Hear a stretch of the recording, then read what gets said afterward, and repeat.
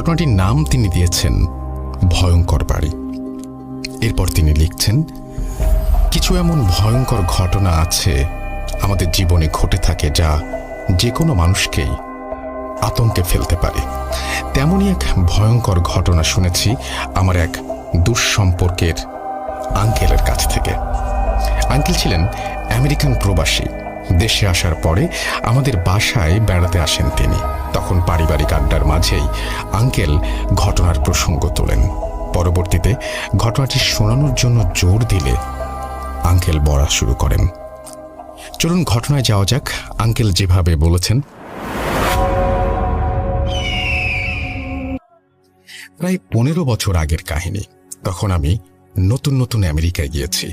সেখানকার একটি রেস্টুরেন্টের ওয়েটার ছিলাম তখন। প্রথমে যেই বাড়িতে থাকতাম সেই বাড়ির মালিক হঠাৎ একদিন জানায় যে সে তার বাড়িটি ভেঙে ফেলবে। তখন যেই বাড়িতে আমি সহ আমার 2 জন সঙ্গী থাকতাম তাদেরকে নিয়ে আমেরিকার বোস্টন শহরের একটি নির্জন এলাকার একটি বেশ পুরনো 2 তলা বাড়ি পরবর্তীতে বসবাসের জন্য খুঁজে বের করি।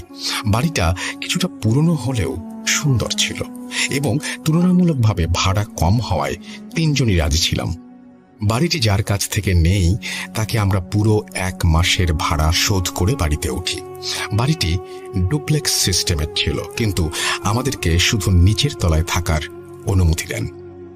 বাড়িটি খুলে দিয়ে যাওয়ার দিন কেয়ারটেকার আমাদের বলে যান মাঝে মধ্যে কিছু আওয়াজ হতে পারে যেগুলো কখনো কান দেবেন না এবং আওয়াজের উৎস খুঁজে তার পেছনে কখনো যাওয়ার চেষ্টা করবেন না।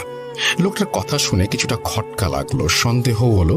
আবার সন্দেহ বাড়ায় বাড়িটার 2য় তলায় যাওয়ায় যে সিঁড়িটা আছে সেটা দেখলাম যে কাঠ দিয়ে এমনভাবে বন্ধ করা যাতে কেউ ওপরে যেতে না পারে।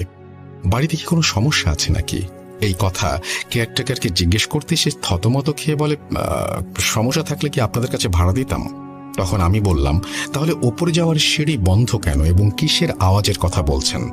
কেয়ারটেকার বলল, ওপরের তলায় কিছু মূল্যবান জিনিসপত্র আছে, তাই কারো যাওয়ার অনুমতি নেই এবং আওয়াজ স্বাভাবিকভাবে আসতেই পারে, ওইগুলোতে কান দেবেন না। আমি এখন আসি, এই বলেই কেয়ারটেকার তাড়াহুড়ো করে চলে গেলেন। কিছুটা সন্দেহ থাকায় আমরা সেই সন্দেহ নিয়েই বাড়িটিতে থাকতে শুরু করলাম। প্রথম দিন ভালো কাটলো।